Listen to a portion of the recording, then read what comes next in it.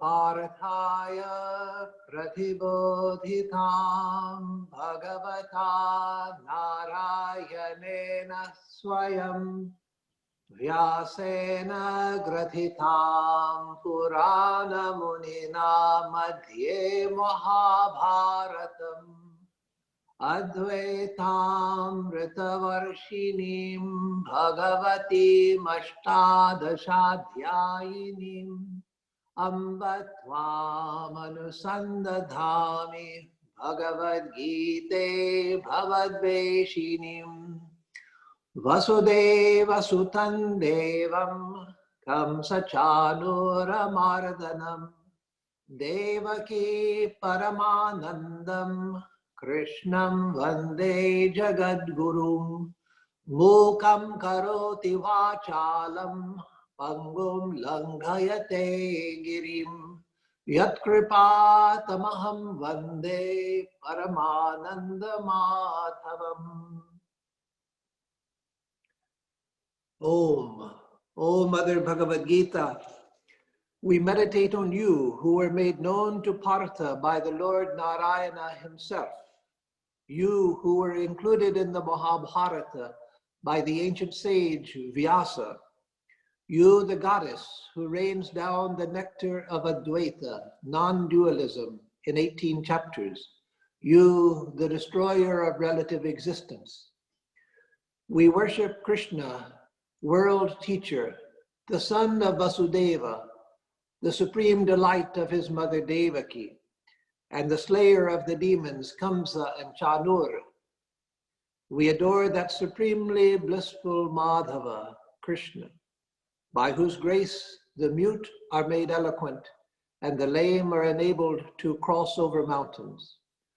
Om Shanti Shanti Shanti Harihi Om Tat Sat.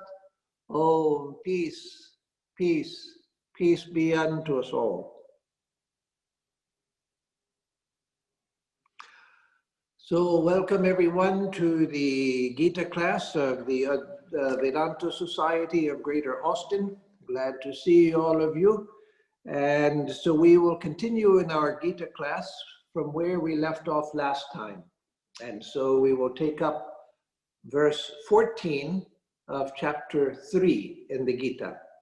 So in chapter 3, it's the chapter on Karma Yoga. Karma Yoga Nama Tritiyo Dhyaya. The third chapter known as the chapter on Karma Yoga is what that says. And so in this chapter, it begins with a confusion of Arjuna. In fact, the early chapters of the Gita, from the first chapter up through the, beyond the 6th chapter, I forget where or up until you get practically to chapter 11, you find that Arjuna has various doubts and various confusions. And so this chapter begins with his confusion about which is better, work or the attainment of knowledge, engagement in work, or the search for the knowledge of the spiritual truth by renouncing action. And so he says, Vyamisharene rovakena buddhi mohayasiva me. You confuse me by your conflicting statements. Tell me that one thing which I should do to attain to the highest. That is, should I engage in the battle, as you tell me at one point? Or should I give up and seek the highest knowledge, as you seem to indicate at other times? So I'm confused, so don't confuse me any further. Tell me clearly that which I should do. So then Sri Krishna begins by telling him that no one, nahi kaschik kshanamapi jatutishtatya karmakrit. No one can remain without work even for 1 second. So it's necessary for all of us to engage in work. He says that in the beginning, from ancient times, there were 2 paths laid out: the path of work, karma yoga, and the path of sannyasa, the renunciation of work. And then he says that both lead to the highest goal, But the renunciation of work is extremely difficult for an embodied being. That is, someone who is possessed of a body. That's not possible to renounce work, because Sharira Yatra Pichate na Prasidhyera Karmanaha. It's not possible to even sustain your own physical body without doing work. And so engage in work. And then in what immediately preceded verse 14, he was telling about the fact that the God in the beginning, that is the creator. Again, the word God in Vedanta, in Vedantic Hinduism, means a variety of things. The one word God in Vedanta. And so when he's talking here in the verses early in chapter 3 about God as the creator, he's speaking about Brahma, that is a lower deity out of whose mind this universe is created. That is, he thinks this world into being. The thought of the creator is itself creative. Just as in the book of Genesis in the Jewish and Christian Bible, the Torah and the Christian Old Testament, it says that God said, "Let there be light," and there was light. God didn't have to do anything to make light. He expressed his will, "Let there be light," and there was light. And so similarly, in the Vedantic tradition, Brahma thinks the world into being in all of its infinite complexity and detail. And so Sri Krishna says that in the beginning, when God created the world, he created yajna, that is sacrifice, and told human beings that through this sacrifice, you will honor the gods, and the gods will honor you. You will feed the gods with your sacrifice, and the gods will feed you. So this was the ancient Vedic idea that sacrifice was necessary for the proper maintenance and sustenance of the universe. It's very much like some of the Native American tribes, like the Hopi and others, among the different Pueblo bands of Indians and many of the other Indian tribes as well. There was the idea that the ceremony, proper and regular performance of their ceremony, what we would call yajna or sacrifice, is necessary for the very maintenance of this universe as a cosmos. That the rains will fall in time, the crops will bear their produce, the seasons will follow one another because of the proper performance of ceremony in Native American traditions, or yajna in the Vedic tradition, but it means the same thing. And so Sri Krishna says that the creator in the beginning provided you with this means for the attainment of your ends and for the attainment of a successful life, this giving of sacrifice. So let me mention one other thing, that Brahma, the creator in the Vedantic and the earlier Vedic tradition, was not the supreme reality, not God in the highest sense. Brahma was an emanation from the divine reality,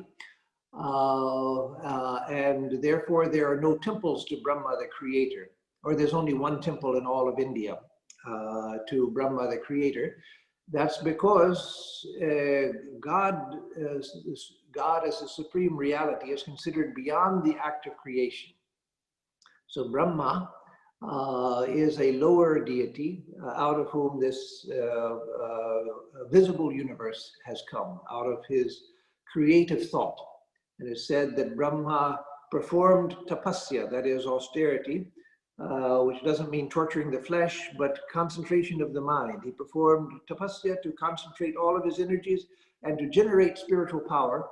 And it's out of that that his thought became creative and this universe appears. So this universe, even now, is sustained in the mind of Brahma, the creator.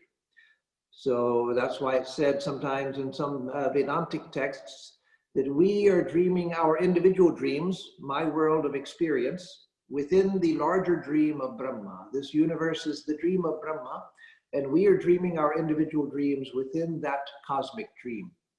And so anyway, Sri Krishna brings up the idea of sacrifice, and that through the proper performance of sacrifice, we can attain the things that we seek in life. So now we come to verse 14, where he says 14 and 15 go together, but I'll take them separately. 14 says, Annad bhavati bhutani parajanyadanna sambhavaha yajñat bhavati parajanyo yajña karma samudbhavaha. So here he says, Annad bhavati bhutani. From food, living beings come. That is, by eating food, we are nourished, and living beings come from the production of food. Parajanyad anna sambhavaha. And from the rains comes food. So living beings come out of food, and that we can see, at least in a poetic sense.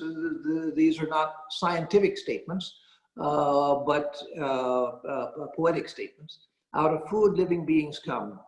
And food, where does that come? Food is nourished by the rains which fall. And yajñat bhavati parajanyaha. Out of sacrifice come the rains. And yajña karma samudbhavam. And the sacrifice comes out of activity.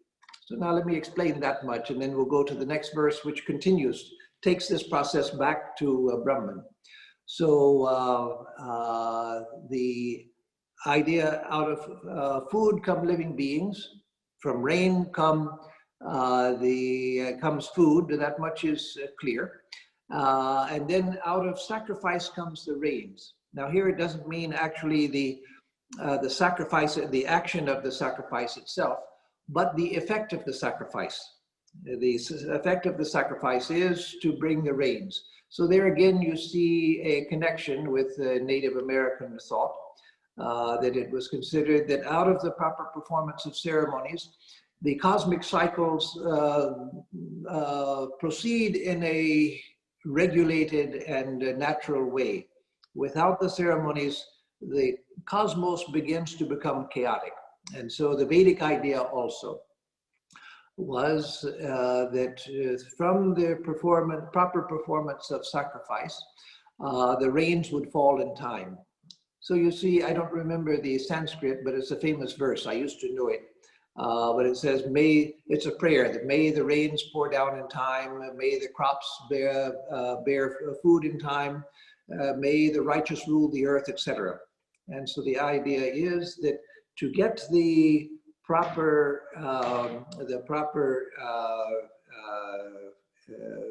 rainfall at proper time, then you perform sacrifice. So this, again, we can believe it or not believe it, but that was the ancient idea. And then yajna karma samudbhavam. And so yajna, that principle of the sacrifice, which produces its cosmic effect as the pouring down of rain, as well as other cosmic cycles happening in their proper time, then that comes out of karma, out of action. So the action which is told in the Veda, that results, that you do the action and you get the result of the sacrifice. So out of the action comes the result of the sacrifice. The result of the sacrifice produces rain. And the rain produces food, and from food come living beings. So the next verse traces this back further. It says, Karma brahmodbhavam vidhi brahmakshara samudbhavam tasmat sarvagatam brahma nityam yajñe pratishthitam. So karma brahmodbhavam vidhi. Know that karma comes from Brahma.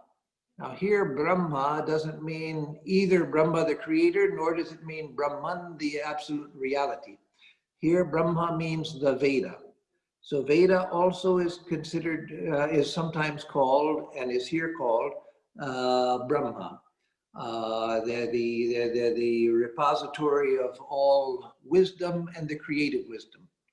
So again, the ancient idea, and this was the traditional idea in the Vedic and Vedantic, and well, in all of Hinduism, the traditional idea was the Veda, the texts which we know as the Veda, that they were the repository of the infinite knowledge of the Creator. And it's out of the Veda that creation itself has proceeded. And so therefore Veda itself becomes identified as Brahma. So as Swami Vivekananda said, by Veda, no texts are meant. The Veda means the infinite repository of wisdom. And the texts are known as Veda because they contain much of that wisdom. But he said that texts cannot, by their very nature, cannot be infinite, but the Veda is considered infinite. And so again, the Orthodox idea in Orthodox Hinduism is that the Vedas, the texts of the Vedas themselves, are the infinite knowledge out of which creation has come. But Swami Vivekananda gave a modern interpretation of that. That is that the creation doesn't come out of the texts, but rather the texts represent some fragmentary portion of the infinite knowledge which exists. Now that idea is a very profound idea that is contrary to our modern scientific thinking. It's not unscientific in itself, it's just contrary to the way that we have all, whether East or whether we grew up in the East or the West, we've all been trained to think. And that is, we are trained in the modern way of thinking to believe that everything starts with matter, that unconscious matter. Matter by random processes combines according to the nature of matter itself. There are ways that it can combine. That combination proceeds until you get a combination which brings forth life. And then the life forms become more and more complex through process of evolutionary complexity, complexification, until you get consciousness. And then you get higher and higher life forms with higher and higher consciousness until you get human beings. And then human beings, you start with cavemen, and then gradually you get the growth of civilization. So again, you see that our way of thinking in modern times is that you start from dull, dead, insentient matter. That matter combines and gradually you get more complex forms of matter. Then you get life, then you get consciousness. Then out of consciousness, you get finally human beings, and then human beings start without language and without culture, just living basically like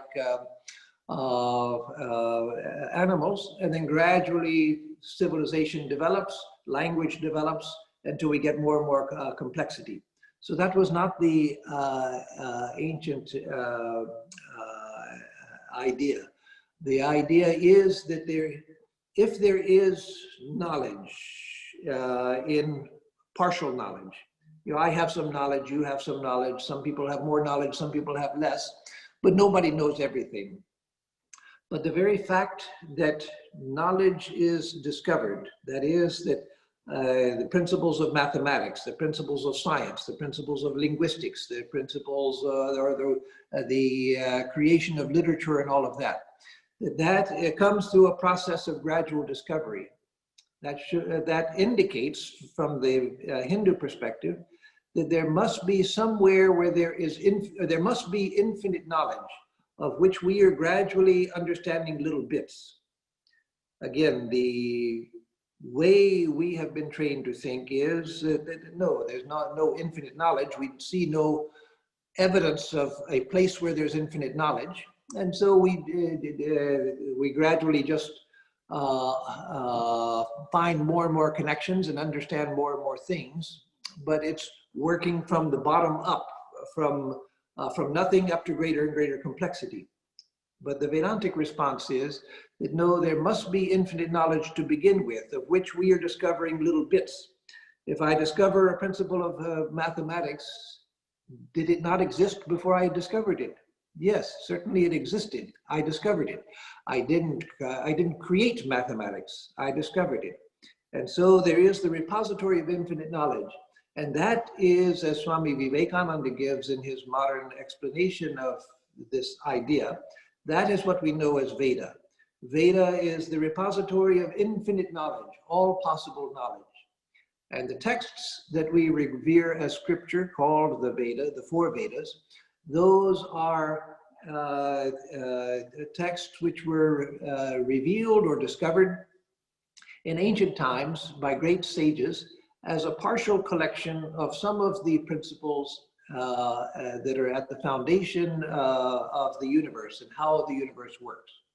So that is a much more satisfying understanding of Veda than the Orthodox view that it's the texts, out of the texts themselves, that the creation came. How could creation come out of the texts? And so again, we follow Swami Vivekananda's modern interpretation, but a interpretation which is not contradictory to the original insight of the Vedic peoples, that there is infinite knowledge out of which the creator himself, Brahma himself, has created this universe out of the infinite knowledge which we know as Veda. And again, it says that beings are born from food, food is produced from rain, rain comes from sacrifice, and sacrifice comes from action. And then we come to the next verse, which says, know that action originates from the Veda. That is Brahman, which here means the Veda, action, because the Vedas tell us to perform actions. They give us, do this, don't do that. In fact, those of you who have studied something of traditional Hindu philosophy know that there were 6 orthodox schools of Hindu philosophy. Vedanta is one of them, but another is called Purva Mimamsa. And they were specialists in the early part of the Veda, the sacrificial part of the Veda. And they say that those parts of the Veda are, only those parts of the Veda are important which prescribe some action. Do this or don't do that. They prescribe action and then they prohibit other actions. And so, again, the idea is that sacrifice comes out of the Veda, or action comes out of the Veda, because it's the Veda which says, do this and don't do that. And then, Tasmat Sarvakanam Brahmakshara Samudbhavam. And then Brahma, here meaning Veda, so I'll just use the word Veda. Veda comes from the imperishable. So that is, out of the infinite reality of Brahman, the ultimate reality, has come the Veda. So then, Tasmat Sarvagatam Brahma Nityam Yajne Pratishtitam. Therefore, know that the all-pervading Veda exists eternally in sacrifice. So, again, the idea here is that you have this whole cycle of causal relationship coming back to the Veda, and the Veda itself is a reflection of the infinite supreme divine reality, which is most often known as Brahman. And so therefore Veda, or therefore sacrifice, is eternally existing in the Veda. So reading the running translation here, know that action originates from the Veda, and Veda originates from the imperishable, that is from this ultimate reality. Therefore, the all-pervading Veda eternally rests in the sacrifice. So, now all of this has some interest to those of us who are interested in the details of this system of thought. It doesn't have much immediate practical utility to us, but if we want to understand the larger framework of thought out of which these ideas have come, then of course it has value. But now we'll come to that which has more relevance to us in practical life, therefore more importance to us. And so we'll come to verse 16, which says, Evam pravartitam chakram nanu vartayati hayaha aghayur indriya ramo mogham partha sajivati. So this says that Evam pravartitam chakram, thus has been set in motion the wheel of creation. that the wheel of creation has been set forth, and ya na anuvartayati iha, and who does not here in this world, that is, one born into this world, one who does not participate in this wheel of creation, which has been set in motion. The wheel is what? Out of food comes living beings come out of food. Food comes out of rain. Rain comes out of sacrifice. Sacrifice comes out of action. Action comes out of the Veda. Veda comes out of the infinite reality. So that is the cycle which is being spoken of here, the wheel of karma. So he who does not follow here this cycle, which is thus set in motion, aghayur indriyarama mogha partha sajivate. So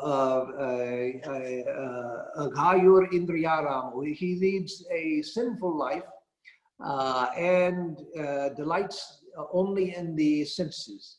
And mogham partha sajivati, indeed, O Partha, O Arjuna, his life is in vain.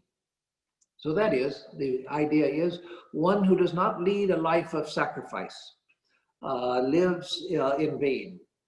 But as Sri Krishna explains partially in this chapter, more in chapter 4, and then in chapter 5 also, in those 3 chapters, a little bit in chapter 2 also, but especially this chapter 4 and 5, 3, 4, and 5, he explains that sacrifice doesn't just mean Vedic rituals. Vedic rituals were a symbolic way of recognizing the sacrificial nature of this universe. So just as Swami Vivekananda explained that Veda doesn't mean just the texts, because infinite knowledge can't be contained within the covers of a book, no matter how big it is. But Veda means the infinite knowledge out of which this universe has been projected. So, in the Gita itself, Sri Krishna expands the concept of sacrifice. So he starts in the verses that we've done, and the earlier verses in this chapter, he starts with taking sacrifice in its ordinary sense. The sacrifice means the Veda tells you to perform this sacrifice because good will come out of it. You'll get the good things of life and you'll get the good things after life. So he starts with that traditional concept, the very transactional idea of sacrifice. But then he goes on to explain that the nature of everything in this universe is sacrificial. That the seasons sacrifice themselves into each other. That when we eat, we're sacrificing food into our bodies. When I was a kid, my father would often say a blessing over the food, which it was common. I've heard other people use a similar blessing. He would say, among other things, he would say, bless this food to the use of our bodies and us to thy service, meaning to God. Bless this food to the use of our bodies and us to thy service. That is, bless us so that we may be of service to you. So you eat food. The idea of the prayer is you eat food because you need it to have strength and energy. But may I use that strength and energy to serve you, O God. And so that idea is in the Gita also, and in the Vedantic, the whole Hindu tradition, that everything is by the nature of the nature of sacrifice. I eat food so that I can live, but then let me sacrifice my life for the sake of others. One who lives only for themselves, as we just read in the previous verse, or no, actually in this verse, the one who does not follow this cycle thus set revolving leads a sinful life and delights in the senses. In vain does he live. That idea that if I don't live according to the principle of sacrifice, then my life is vain. Albert Einstein famously said that every day I am conscious of the many sacrifices so many people in society have made so that I can do my research here in the Institute of Advanced Physics in Princeton. That is, the garbage collectors who come and pick up the garbage so that I don't have to bother with it. The people who grow my food so that I don't have to bother with it. The people who keep the streets clean, so I don't have to bother with it. The people who keep the electricity running, the water running, the agencies which take care of the cleanliness of the air and the water. All of these, the people who maintain the roads, the police that maintain order, the firemen that put out fires. These and countless activities of countless people, it's their sacrifice, on the basis of their sacrifice, that I am allowed to do my work on theoretical physics. That was the meaning of what Einstein said. So that's the same idea here, that all of us are living off of the sacrifice of so many people. And if we don't give back, then we're living in vain, and we're living selfish lives, and our life is in vain. The selfish person is the most miserable of all people, because they have cut off the cycle of sacrifice which is going on. It's believed that it's said that even the creator, Brahma, the creator, in the beginning, at the time of creation, Brahma brought this universe into being out of sacrifice. And there's the Purusha Sukta in the Rig Veda, the 10th mandala of the Rig Veda, the Purusha Sukta, which says that the Purusha, meaning the divine being, the being of the divine one reality, was sacrificed into multiplicity so that there could be creation. So creation itself comes out of sacrifice. Brahma performed sacrifice to bring the world into being. And everything within the world is a sacrifice. Life lives on life. It's from life that other life is sustained.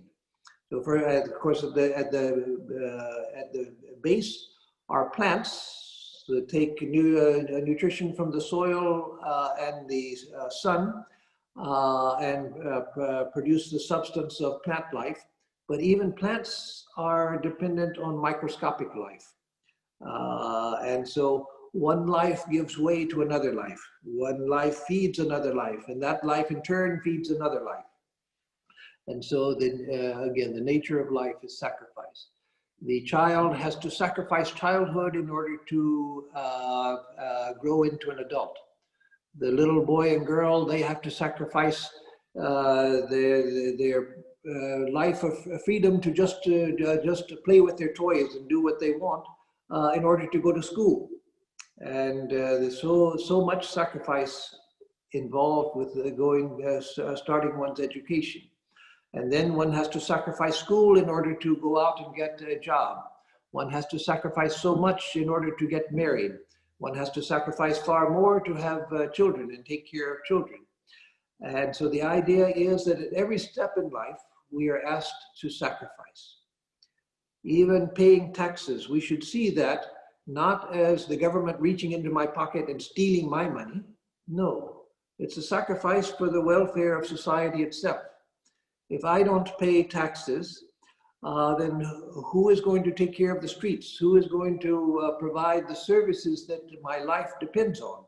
So if I think that that the government owes me, but I don't owe anything to the government, then that is leading a selfish life. So everything that I do, or everything that I get, there's a return. And so the idea of sacrifice comes out of that. So in the Veda, where it was taught that do these specific sacrifice, like the Rajasuya sacrifice and Ashwamedha sacrifice, and so many different types of sacrifices were delineated, each performed in a certain way, and each giving a certain fruit. Those were all formalized, ritualized recognition that the nature of life itself is sacrificial. So those sacrifices are no longer done. A few people do them in certain parts of India just as sort of a maintaining an ancient tradition, but society in general doesn't observe Vedic sacrifices at all. But the principle is still there, that life itself is sacrificial, existence itself is sacrificial. And the things that we take in from society, we have to give back to society. So the most unhappy person is the most selfish person. And one of the things that happens in old age is that we're not able to contribute as we once were. And so one of the things that should be done for every elderly person who is at a point where they can no longer be active is to let them know that their very being with us is a value to us, that it gives us value just to have an elderly parent or grandparent with us. Even if they can't contribute much, they can't cook and garden and do things, they can't go out and work and everything. But they're a repository of a lifetime of experience. And they connect us to previous generations. And so everyone, because of the sacrificial nature of life, everyone feels the need to be appreciated, to feel needed. So the selfish person is the most unhappy person, and the other unhappy person is one who feels that they're of no use to anyone. The selfish person is even more miserable because they don't even want to be useful to anyone. But a person who feels that I'm just a burden on society, I'm just a burden on my family, that is the next most miserable person, innocently miserable. And so everyone should be given the sense that they are contributing something to society, contributing something to our welfare. So again, this contained within this arcane sounding process of out of food come living beings, out of rain comes the food, out of sacrifice comes the rains, out of action comes the sacrifice, and out of the Veda comes the action, and out of the infinite has come the Veda. That may sound very arcane and very little to do with our present life, but no, it has everything to do with our life, because it's simply expressing this sacrificial nature of life. So one of the things we have to learn, not just for spiritual life, to lead an ordinary, fulfilled life. Forget about spirituality, forget about religion for the moment. Just to lead an ordinary, fulfilled life, we have to recognize the sacrificial nature of life. One of the worst things that happened in, well, there are worse things, but a bad thing that happened in modern American political life was the sowing of this idea that the government reaches into your pocket and steals your money. That is taxation. And so we should reduce taxation to almost nothing, which means reducing government services to almost nothing.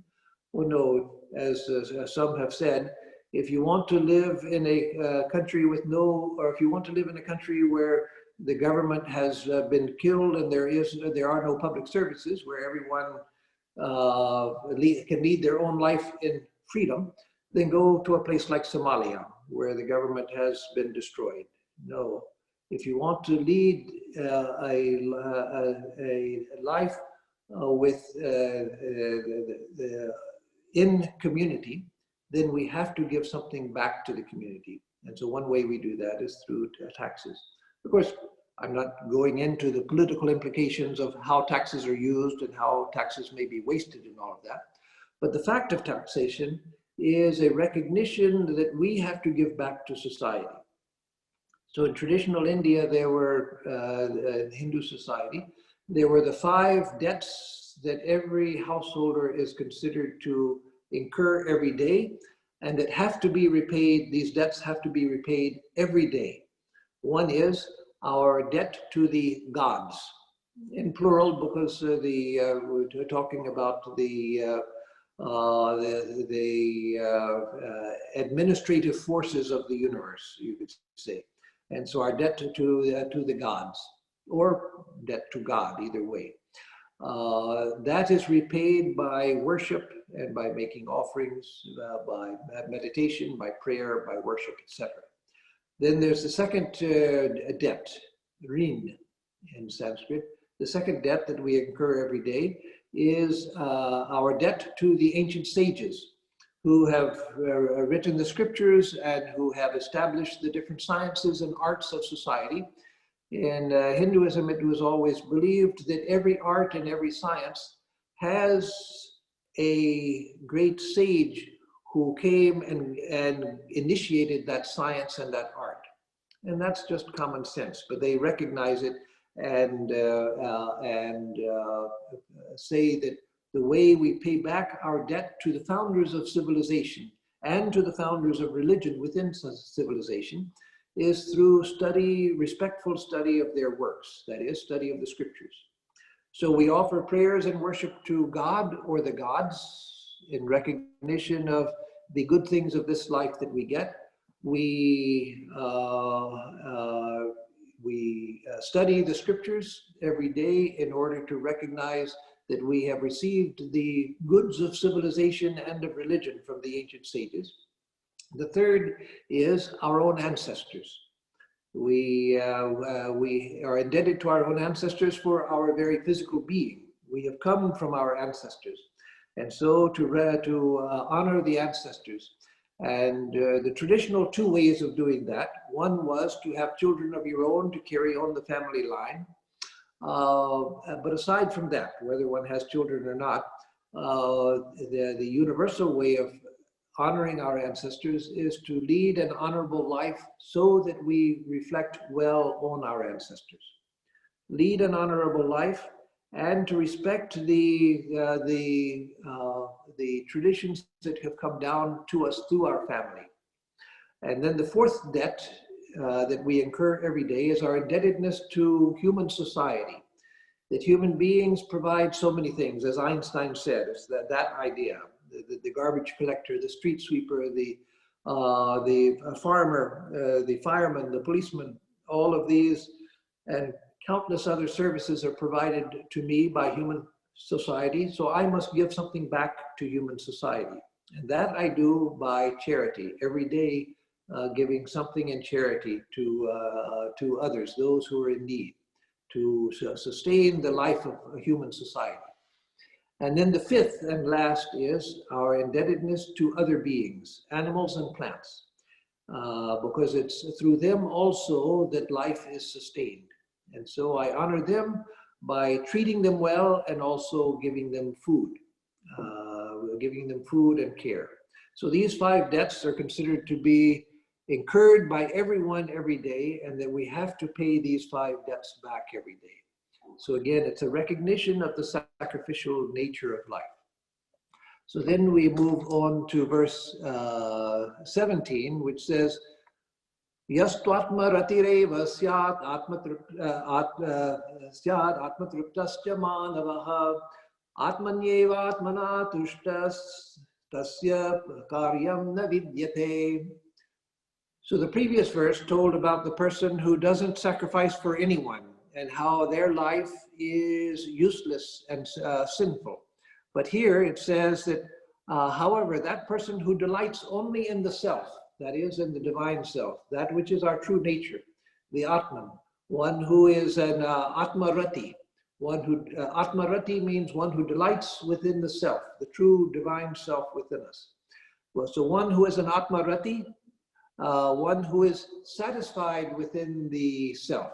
So one who delights in the self, one who finds satisfaction in realizing the self, Atmanyeva cha santushtas, and one who is happy experiencing the bliss within. Tasya karyam navidyate. Such a one has no duty to of any kind. So the idea is that all of us have duties to the world around us because we're taking so much from the world around us that we have to repay that by helping other people and repaying our various debts. But the person who has realized the highest truth, they have gone beyond all of that process. They have gone beyond any indebtedness because they, by their very being, are the highest benefit to society.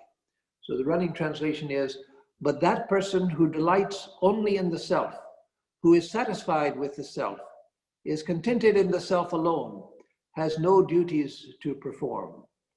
So that is the idea. One who, even in Hindu society, even one who gives up the world in order to seek single-pointedly for that experience of self-realization. Such a person also is freed from other duties. As Swami Vivekananda says, as soon as you want to own property and establish a family, then you have many debts to society because your life is dependent on the properly functioning society, and you must give back to that society. But if you give up everything for the search for truth, then itself you are freed from duties to society. Now, the Swami himself, when he established the Ramakrishna order, he modified that, not by saying that we who have renounced the world as Swamis or sannyasis, that we have duties to the world. No, but he said that we should learn to give to the world in an act of sacrifice. I'm not in an act of sacrifice, in an act of worship. That is, part of our spiritual practice is recognizing that all beings are divine. So let that be part of my spiritual practice. So see what the Swami did. He didn't contradict that idea that one who seeks spiritual knowledge alone goes beyond all duty. Yes, that was there from ancient times. But what he said was, but let that person take as part of their spiritual practice the worship of divinity in all beings, so that they also remain active, but not out of a sense of duty, that, oh, I have to do this because of this external factor, but out of the fullness of their spiritual life. That let me recognize that all beings are divine, and let me offer worship to all beings in whatever way I can, through service, through teaching, through comforting the sick and the ill and the lonely, etc. So that was his great contribution to the idea of service.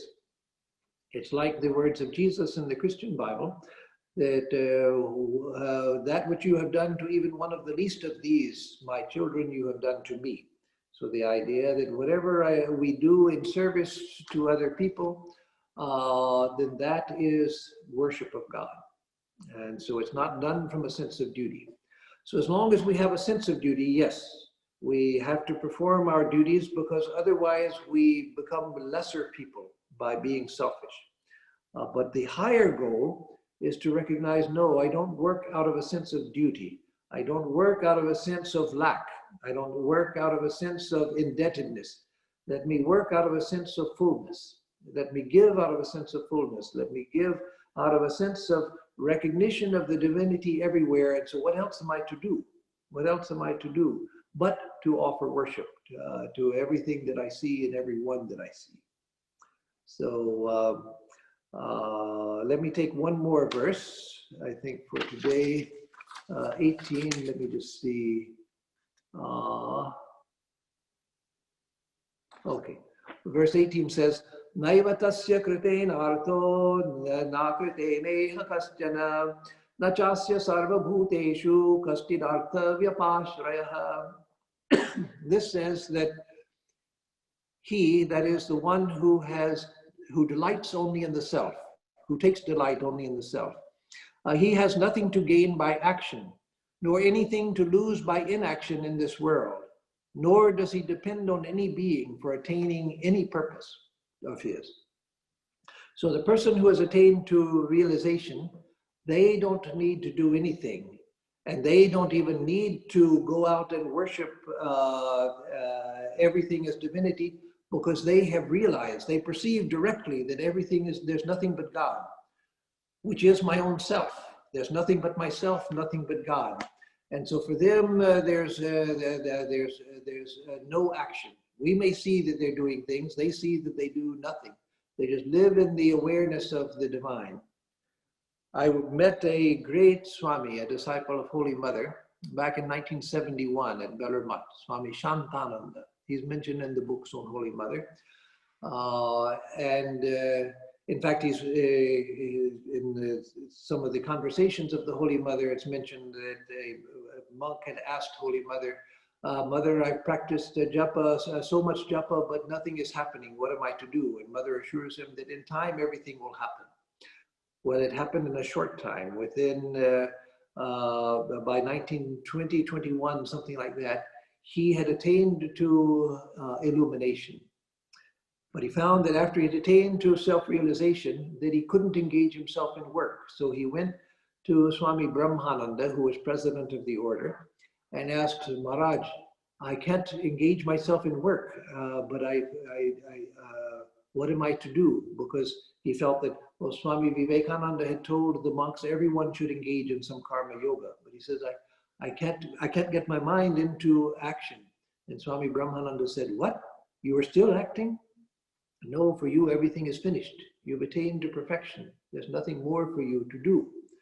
And so even after that, I met him in 1971. His illumination happened around 1920, 1921. Full illumination. So the rest of his life, he lived in the state of Paramahamsa, state of illumination. But even then, he was made a trustee of the order. And so he would go to the trustee meetings just out of respect for the order itself. So he didn't engage in any work. And even at the trustee meeting, he would just be there, absorbed in his blissful awareness of infinite reality. But he would do that because out of love and devotion. But he had come to the end of all of his work. And so Sri Ramakrishna also says in the Gospel of Sri Ramakrishna, he mentions the young bride in the family.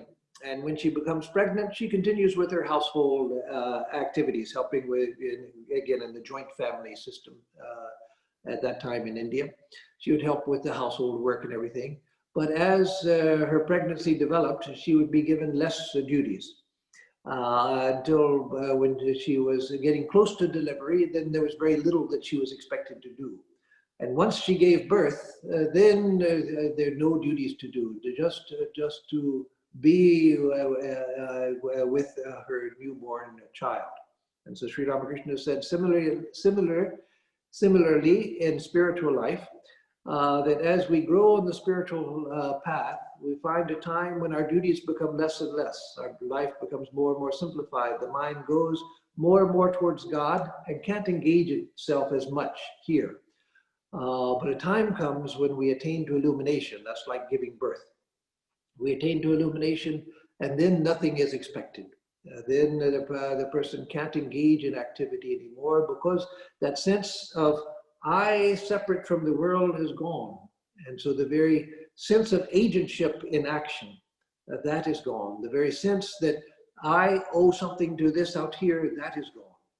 So the selfish person says, I don't owe anything to anybody. They're all thieves, they're all cheats. They want to steal my money, they want to steal my time and everything. I don't owe anything to anybody. No, that's the wrong kind of renunciation of action. But the illumined soul goes beyond action, where engagement in action is impossible. We may still see them. We see them walking, we see them eating, we see them talking. And like Swami Shantananda, we see him going to trustee meetings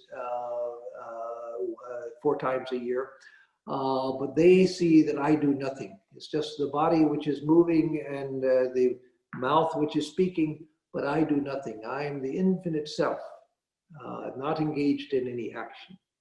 So until that time, the nature of life is sacrificial, and so we have to give back to society. So here, I'll stop here for today.